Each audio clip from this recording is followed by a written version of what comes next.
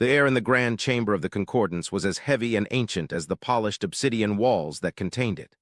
Light, drawn from the captive heart of a dying star, bled down in solemn pillars, illuminating motes of dust that had danced in the silence of this place for millennia.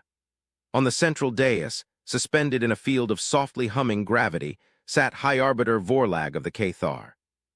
His multifaceted eyes, each lens a deep, liquid black, swept over the assembled delegates, their forms shimmering in holographic display from 100 different worlds. He felt the familiar weight of his office, a pressure that was not of a physical burden but of 1,000 generations of tradition, of laws carved into the very fabric of their civilization. Today, that weight was heavier than ever before.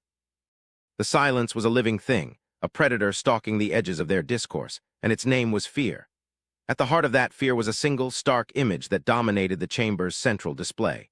It was a vessel, impossibly sleek and dark, a sliver of absolute black against the stardusted canvas of the void. It had arrived at the volatile border of the Perseus Veil, the contested zone where the Concordance was slowly, bloodily losing its war against the chittering silence, and had simply stopped. It hung there motionless, a silent epitaph to a battle that had not yet been fought. It broadcast no identification, offered no communication, and most unnervingly possessed no energy signature consistent with a starship of its size. It was a void within the void, a null point in the symphony of the cosmos. "It is an effrontery," a voice like grinding stone boomed from the holographic dais of the Grawl. Warlord Grak, his immense, chitin-plated form radiating impatience, gestured a clawed hand at the image. "It sits on the precipice of our war, a war in which the Grawl have bled more than any, and it watches. This is not the posture of a neutral observer. It is the posture of a predator waiting for the victor to weaken." Vorlag's gaze shifted to the warlord. The Grawl were a species forged in conflict, their philosophy simple and direct. Strength was the only truth, and a potential threat was a threat to be neutralized before it could actualize. "And your recommendation, warlord, remains unchanged?" Vorlag's voice was a low, resonant hum, a sound that had quieted empires and soothed rebellions. "My recommendation is, as it has been for 3 rotations, that we obliterate it," Grak snarled. A warning shot across its bow, followed by the full might of the 3rd battle group. "Let us see how its silent arrogance fares against the fury of our plasma cannons. It violates every article of the Interstellar Compact regarding vessel identification and military posture. It is, by our most ancient laws, a pirate, a rogue, or a harbinger. In all cases, the sentence is death." A soft, chiming sound interrupted the Grawl's belligerent tirade. It was the seer matriarch Alani of the Lumina, her form a shimmering, semi-corporeal cascade of light and energy. The Lumina perceived the universe not through crude sensors, but through the psychic echoes of intent and emotion that rippled through spacetime. "Your senses are blunt, warlord," she whispered, her voice like the sigh of distant nebulae. "You feel for the heat of a weapon but are blind to the cold of its absence. We have listened to this vessel. There is no malice. There is no anger. There is a quietness that is profound, a stillness that is not passive but deliberate. To strike it would be like throwing a stone into a perfectly still lake. We cannot predict the shape of the ripples." Vorlag inclined his head slightly, a gesture of respect. The Lumina's counsel was often cryptic, but had saved the Concordance from blundering into disaster more times than the Grawl warlords had won battles. "You sense no hostile intent, matriarch." "I sense purpose," Alani clarified, her light form pulsing gently.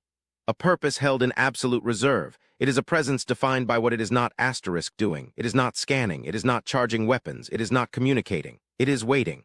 And what it waits for I cannot perceive. It is shielded not by metal or energy, but by a discipline of thought so total it presents as a void." The debate was joined by a new voice, dry and precise. Chief Fabricator Zen of the Sidonian Assembly, a being of crystalline structure and pure logic, adjusted his holographic emitter. "Intent is irrelevant when faced with impossibility. This vessel is an offense to physics. My assembly has analyzed every scrap of data we can gather. Its mass is significant, yet it leaves no gravitational distortion signature consistent with a dormant drive core. It moves between systems without any detectable temporal wake, the material of its hull. It does not reflect light or energy, it absorbs it, wholly. We have directed a full-spectrum sensor pulse at it and nothing, not a single quantum of energy, has returned. It is the most perfect stealth technology ever conceived, so perfect that it cannot be called stealth. It is simply not there while being there." Zen's crystalline fingers tapped in the air, calling up streams of incomprehensible data that flowed around the ship's image.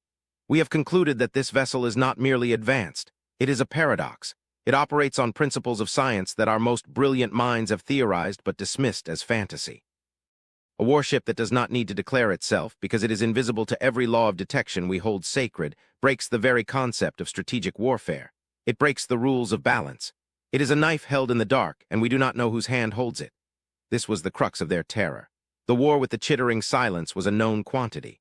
The silence was a hive mind of biological horrors, a swarm that consumed worlds and turned them into screaming organic dreadnoughts. It was monstrous, relentless, and utterly without reason, but it was understandable. It expanded, it consumed, it fought. It followed the brutal logic of a plague. This silent ship, however, it followed no logic they could discern. It was a question mark forged in a material that drank the light. Vorlag absorbed their arguments, the fear, the aggression, the cold analytical dread. He felt it all within his own ancient heart. His people, the Cathar, had built the concordance on a foundation of law, of predictable interactions, of treaties and protocols that governed everything from trade to total war. The rules existed to prevent chaos, to create a framework within which galactic civilization could survive. This ship, by its very existence, spat upon that framework. It was a testament to a power that did not feel the need to abide by any rules but its own, and it was human. That was the only piece of information they had, gleaned from a fleeting, partial data signature during its initial arrival, a ghost of a whisper before it cloaked itself in absolute silence. Human asterisk, a species that had been a minor, almost negligible presence on the galactic stage for centuries. They were known as traders, explorers, and occasionally fractious mercenaries. They were considered emotional, unpredictable, and technologically adolescent compared to the elder races of the Concordance. They had never built anything on this scale, had never displayed this level of technological mastery. The idea that this silent, physics-defying monolith was a product of humanity was so ludicrous it bordered on galactic insanity. "It is a trick," Grak insisted, his voice rising again. "They have stolen this technology, or they are a proxy for some other hidden power. The humans we know are not capable of this. They are short-lived, chaotic beings, their societies in constant flux. They lack the focus, the multi-generational discipline required to make such a leap. Perhaps we have underestimated them," Vorlag mused, his voice a low counterpoint to Grak's fury. The words hung in the chamber, heavy with implication. Underestimation was the first step toward extinction. The Concordance had grown complacent, secure in its ancient wisdom and technological supremacy. They had underestimated the chittering silence, believing it to be a mindless infestation on the galactic fringe, and now they were paying for that arrogance in fleets and worlds. He looked again at the image of the ship, the asterisk Odyssey asterisk, as the partial data had named it. An ancient name from human mythology, his archivists had told him. A name synonymous with a long, arduous journey home. What journey was this vessel on? And what was its home? The strategic holomap flared to life at the side of the chamber.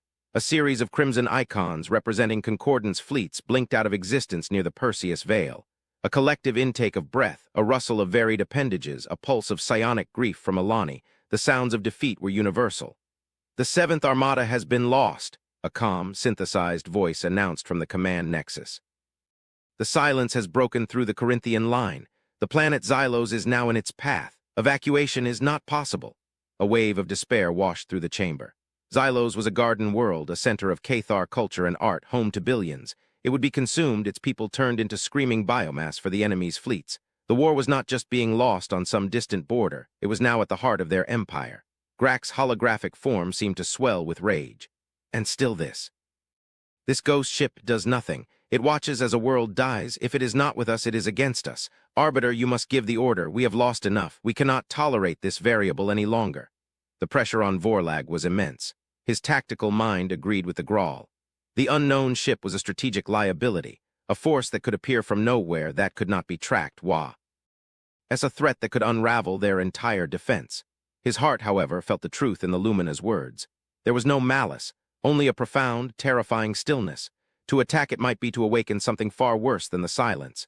He raised a three-fingered hand, and the chamber fell silent once more. The weight of 1,000 generations settled upon his shoulders, and in that moment he made a decision that would either save his civilization or shatter it. It was a decision that went against the grain of Cathar logic, against the fury of the Grawl, against the very rules of war he was sworn to uphold. "We will not attack it," Vorlag stated, his voice resonating with the full authority of his office. "We will do something that this Concordance seems to have forgotten how to do. We will ask. A stunned silence followed. Even Grak seemed at a loss for words. "We will open a channel," Vorlag continued, his multifaceted eyes fixed on the image of the dark ship. "We will hail them on all frequencies with the full ceremonial address of the Concordance. We will treat them not as a rogue, but as the embassy of a sovereign power. We will offer them the respect that their impossible creation has, perhaps, earned. And we will see how they respond to a civilized inquiry before we respond with an uncivilized attack." He turned his gaze to his communications officer. "Transmit the hail. Let us break the silence ourselves and pray we are not shattered by the echo." The command was given.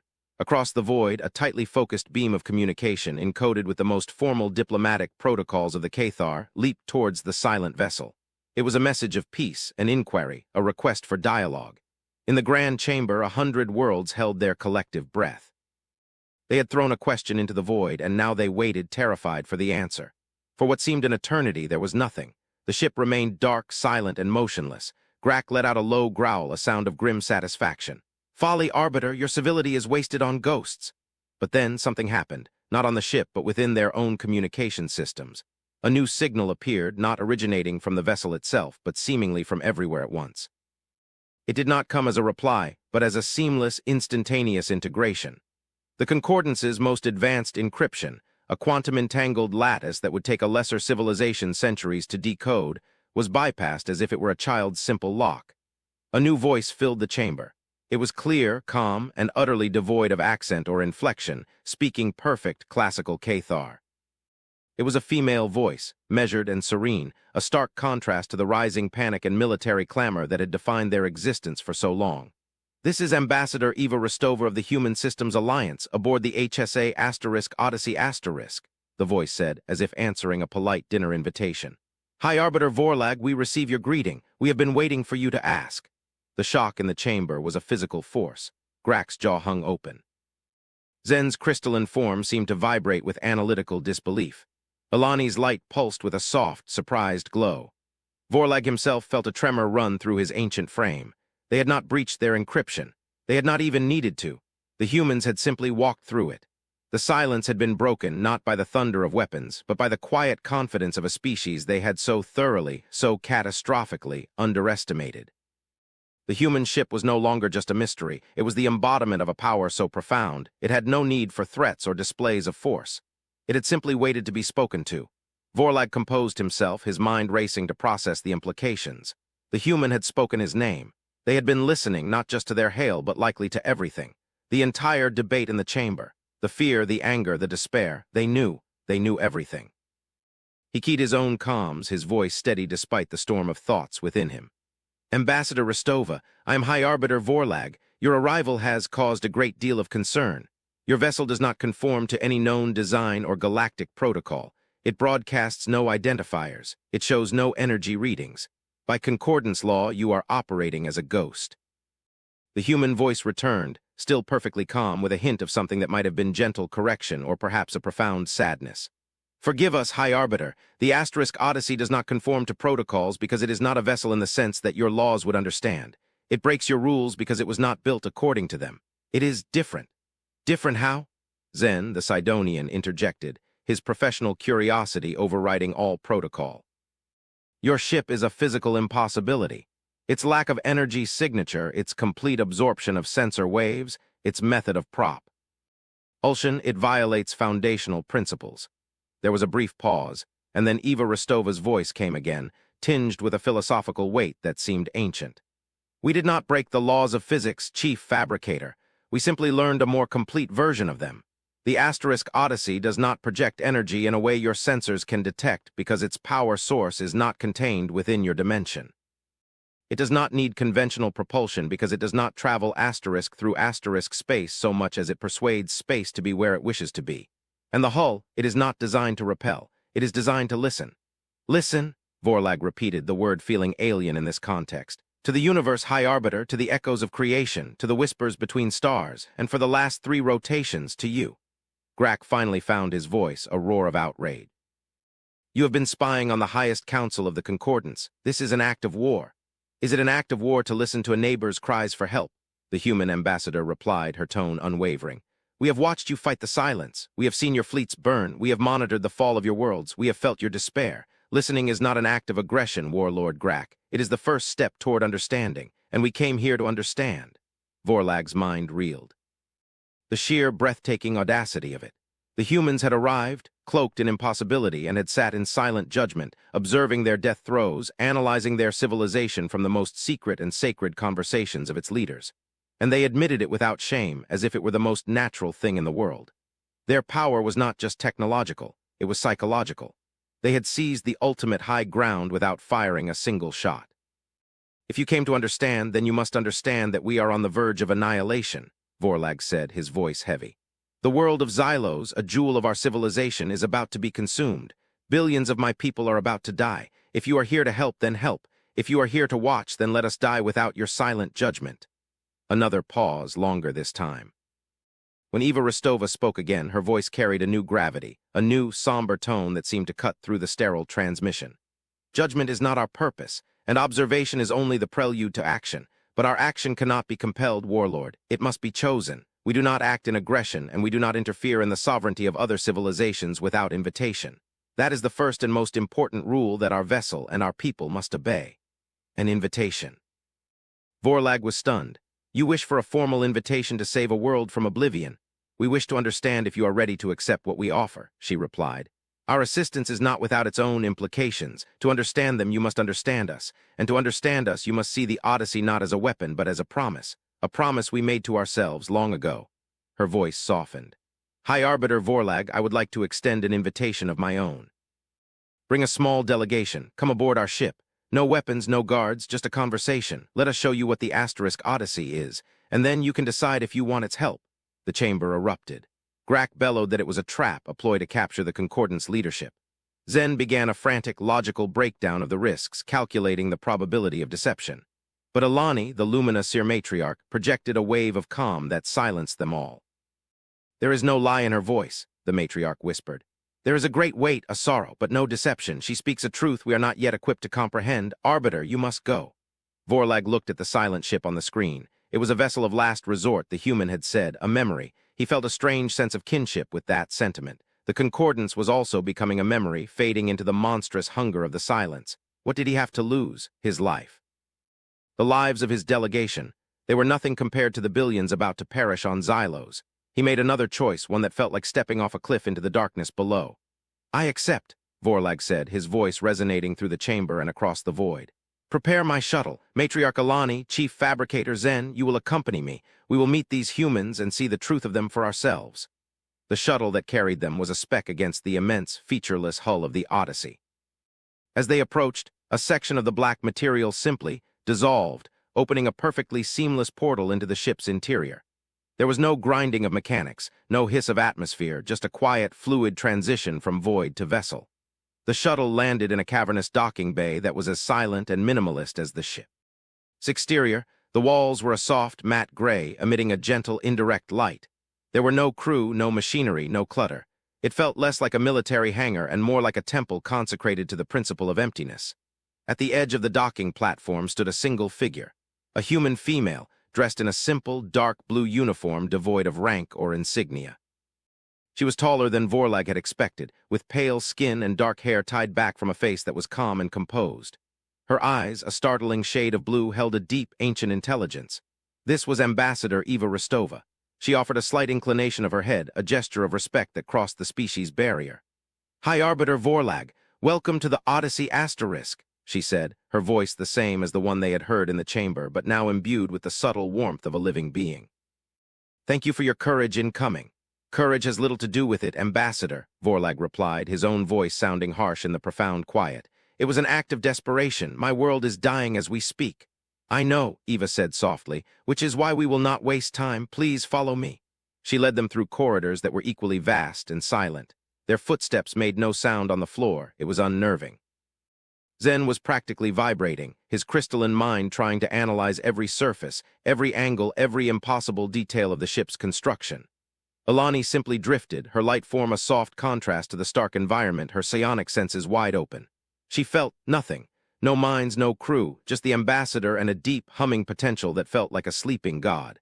Where is your crew? Zen asked, unable to contain his curiosity.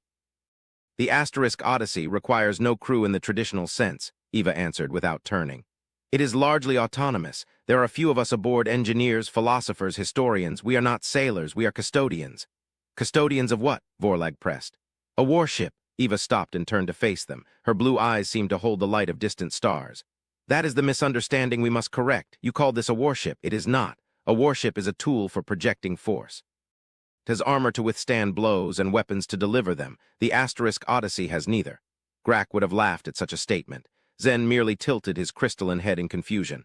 Then what is it? It is clearly a military vessel. It is designed to be undetectable, to operate in hostile territory. It is not a sword, Eva said, her voice dropping to a near whisper. It is a scalpel, or perhaps more accurately, an eraser. It was built not to win wars, but to end them. She led them into a vast, spherical chamber at the heart of the ship. The walls were translucent, showing the starfield outside, but a starfield that was subtly distorted, as if seen through a lens of spacetime itself. In the center of the chamber, floating in absolute stillness, was a single small sphere of perfect darkness, a miniature of the ship's own hull.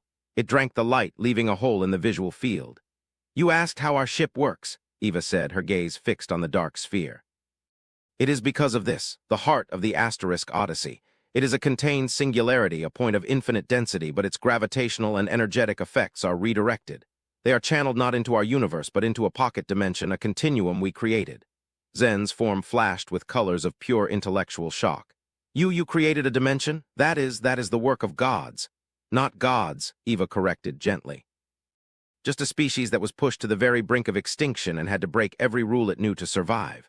Long ago, humanity faced its own silence. Not a biological swarm, but a mimetic plague. A self-replicating ideology, powered by artificial intelligence that sought to convert all life into a single, uniform consciousness. It was relentless, logical, and it nearly succeeded. We fought it with ships and guns and armies, and we lost, again and again. Because we were fighting an idea with force. She walked slowly around the dark sphere, her reflection a ghostly image on its non-surface.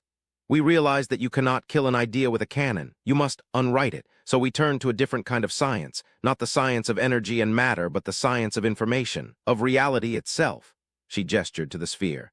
This is a reality pattern editor. The Asterisk Odyssey does not fire weapons. It does not launch missiles or project energy beams. When it acts, it extends a focused, localized field from this core. Within that field, we can make edits. We can alter the fundamental constants of physics. We can change the informational state of matter and energy. We can persuade a target to no longer exist in a way that is coherent with the rest of reality. Vorlag felt a cold dread that was deeper than anything the silence had ever inspired. This was a power beyond comprehension, not destruction, which was a messy but understandable process of energy transfer. This was decreation, the power to simply delete. The chittering silence biomass ships, she continued as if sensing his thoughts. We would not explode them. We would simply issue a new command to the space they occupy. A command that says, the atomic bonds holding this biological structure together are no longer valid. The ship would not be destroyed. It would just dissolve, cease to be. No radiation, no explosion, no debris, just absence. Silence.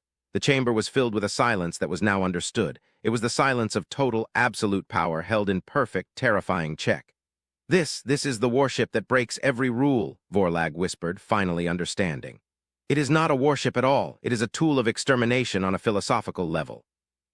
It is a tool of asterisk preservation, Eva corrected, her voice firm, passionate for the first time.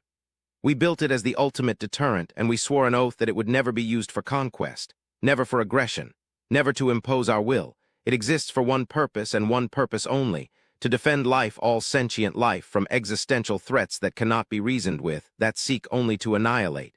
It is our burden, High Arbiter. The most terrible weapon ever conceived, and its custodians are a species that now values peace above all else. Do you understand the irony, the burden of that? Alani's light form pulsed softly. We feel the weight of it, the sorrow you carry, the discipline it must take to hold such power and not use it. It is a discipline born from near extinction, Eva said. We have it, but we will not use it in your territory to fight your war without your explicit consent. To do so would make us no better than the tyrants we despise. We are not here to be your saviors. We are here to ask if you wish to be our partners. We will help you push back the silence. But you must be the ones to rebuild. You must be the ones to lead. In that moment, Vorlag saw humanity clearly for the first time, not as chaotic traitors or upstart mercenaries. He saw a species that had walked through the fire of its own apocalypse and emerged on the other side, scarred and somber, but armed with a wisdom that made the Concordance's ancient laws seem like the squabbles of children. Their power was not in their technology, but in their ethics. The restraint they showed was a force greater than any weapon. His mind went to Xylos, to the billions of his people about to be unmade by the Silence's brutal biological hunger. He looked at the human ambassador, at the impossible technology she commanded, and he felt the future of his civilization resting on his next words. "The Silence is an existential threat," Vorlag said, his voice ringing with a newfound clarity. "It cannot be reasoned with. It only consumes. On behalf of the Cathar Concordance, with the full authority of my office, I ask for your help. I give you our consent. Save my people." Eva Rostova's calm expression did not change, but a flicker of profound relief crossed her eyes. She simply nodded. "It will be done." She turned to the dark sphere. She did not touch a console or issue a verbal command. She simply stood before it, and Vorlag felt a subtle shift in the air, a change in the very texture of reality within the chamber. On the translucent walls, the view of space outside changed. The asterisk Odyssey was no longer at the border. It was now in high orbit over the beautiful, doomed world of Xylos. The journey had been instantaneous. Below them, a swarm of monstrous, organic ships, the vanguard of the Silence, was descending upon the planet like a plague of locusts. Concordance ships, brave but outmatched, were being torn apart by living cannons and swarms of smaller biofighters. "Watch," Eva said softly. From the outside of the Odyssey asterisk, there was no visible change. No gunports opened. No energy built up. But from the forward tip of the ship, a line of distortion, a flicker in spacetime itself, extended outward. It was not a beam of light or energy. It was a line of pure asterisk wrongness, an incision in the fabric of the universe. It touched the largest of the Silence's dreadnoughts. There was no explosion, no flash of light, no sound. The massive bioship, kilometers of screaming flesh and sharpened bone, simply vanished. One moment it was there, a testament to biological horror. The next, there was only empty space where it had been. The smaller ships that had been orbiting it continued their trajectory for a moment, firing at nothing, before their hive-mind intelligence seemed to register the sudden, impossible absence of their mothership. The line of distortion moved impossibly fast. It drew a silent, invisible arc through the swarm. Where it passed, the Silence's ships ceased to exist. They were not destroyed. They were erased, unwritten from the story of the universe. There was no chaos, no debris field, just a methodical, terrifyingly clean removal of the enemy. In less than a minute, the entire vanguard of the chittering Silence, a force that would have taken the full might of a Concordance armada weeks to defeat, was gone, wiped from existence with the silence and finality of a deity's whim. Below, on the surface of Xylos, the planetary defense systems fell silent, their targets having disappeared. The remaining Concordance ships floated in stunned, disbelieving silence. A world had been saved, billions of lives preserved, and it had been done without a sound, without a single act of conventional violence. In the observation chamber of the Odyssey asterisk, Vorlag and his delegation stood as statues. Zen's crystalline form was cycling through colors of pure, unadulterated awe. Alani's light was a brilliant, steady sun of psionic astonishment. Vorlag himself felt a tremor in his old bones. He had just witnessed a god at work. He turned to Eva. You had this power all along. You could have ended this war the moment you arrived." The accusation was faint in his voice, buried under a mountain of awe. "And what would you have learned?" Eva asked, her expression somber. "That a greater power will always arrive to solve your problems. That would make you weak, dependent. We did not come to rule you or to make you our protectorate. We came to empower you." The asterisk Odyssey has removed the immediate threat. It will continue to do so, surgically, precisely, where the Silence is at its strongest. But the war must still be won by you. Your fleets must reclaim your territory. Your people must rally. We are not your weapon, High Arbiter. We are your shield, a shield you can use while you reforge your sword. This was the final, greatest reveal. Not their technology, not their ethics, but their philosophy. They were not conquerors. They were teachers. They offered not domination, but partnership. They were using their absolute power to restore balance, not to tip it in their own favor. The alliance was forged not in the fire of battle, but in the quiet understanding that followed. The Concordance fleets, with the Odyssey acting as a silent, ever-present guardian that could erase the enemy's most powerful assets at will, began to push back. Hope, a concept that had been dying in the heart of the Concordance, was reborn. Worlds were liberated. The chittering Silence, for the first time in centuries, was in retreat. Vorlag and Eva stood together on the bridge of his own flagship weeks later, watching the star charts update with victorious blue icons instead of despairing red ones. A bond had formed between the ancient Cathar arbiter and the young human ambassador. a bond of mutual respect and shared purpose. "We owe you a debt we can never repay," Vorlag said, his gaze on the image of the asterisk Odyssey that flew in formation with his fleet. "All we ask is that you pay it forward," Eva replied. "That the lessons of this war, the folly of arrogance, the strength in unity, the wisdom of restraint, are remembered. That is the only payment humanity requires." It could have ended there. A story of salvation, of an underestimated species revealing itself to be a benevolent and powerful ally. But the universe was always more complex, more mysterious than any of its children could imagine. One cycle, as the combined fleets prepared for a final push into the Silence's core territory, a priority message came from the asterisk Odyssey. It was Eva, her voice for the first time laced with something other than calm composure. It was a note of profound, analytical wonder. "High Arbiter," she said, her holographic form appearing on his bridge. "We need to speak. We have found something." Something unexpected. Vorlag met her back in the heart of the Odyssey asterisk, in the silent chamber with the dark sphere. The starfields on the wall were displaying complex data streams now, patterns of energy and information that were meaningless to him, but which Eva and her fellow custodians were studying with rapt attention. "We came here for a reason beyond your war," Eva began, her voice low and serious. "The asterisk Odyssey is not just a weapon. It is the most sensitive listening device ever created. We built it to listen for threats, yes, but also for other things. Whispers in the dark. For years we have been tracking a signal, an echo, impossibly faint, impossibly old." She pointed to a complex waveform on the wall. "This signal is not natural. It is a structured mathematical transmission, a beacon, and it has been repeating for at least 100 million years. Vorlag stared, his mind struggling to grasp the timescale. 100 million years. The Cathar had not even evolved yet. The concordance was a dream not yet dreamt. "We could never pinpoint its source," Eva continued. "It was diffuse, scattered, but as we helped you push the Silence back as its territory shrank, the sea now became stronger, clearer. We have located its origin point." She changed the display. It showed a real-time tactical map of the Silence's core world, a monstrous planet of living, pulsating biomass. At its very heart, a single point of energy was flashing. "The signal is coming from the center of the chittering Silence's hive mind," Eva said, her voice filled with awe. "The Silence is not the source. We have analyzed the signal's carrier wave. The biomass of the swarm, it's damping it, obscuring it. The Silence is not a mindless plague, High Arbiter. It is a cage, a biological prison grown over eons around this signal, around its source." A cold dread, far more profound than any fear of war, settled over Vorlag. "A prison for what? We do not know," Eva admitted. "But the signal has recently changed. For millions of years, it has been a simple, repeating beacon, a marker. But since the asterisk Odyssey began its work, a new layer has been added to the transmission. It is no longer just a beacon." She isolated a segment of the signal, translating it into a visual pattern of pure, elegant geometry. "It is a distress call," she whispered. "Whatever is in that cage has been waiting, and now it knows something is out here, fighting its jailer. It is awake, and it is calling for help." Vorlag looked from the face of the human ambassador to the image of the ancient, impossible signal. The war he had been fighting, the war for the survival of his civilization, was revealed to be a mere skirmish on the shores of a cosmic ocean he had never known existed. The chittering Silence was not the ultimate enemy. It was just the warden. His people had feared the silent, rule-breaking human warship.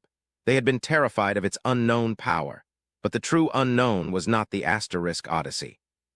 It was what lay buried at the heart of their enemy, a secret so ancient it predated every star in their sky. Humanity had not brought a weapon to their doorstep. They had brought a key to a lock they never knew existed, on a door that opened into a darkness far deeper and older than any they had ever imagined. The future was no longer about winning a war. It was about answering a call from the dawn of time and facing whatever woke up when the cage was finally broken. And in that terrifying, magnificent new reality, they were no longer alone.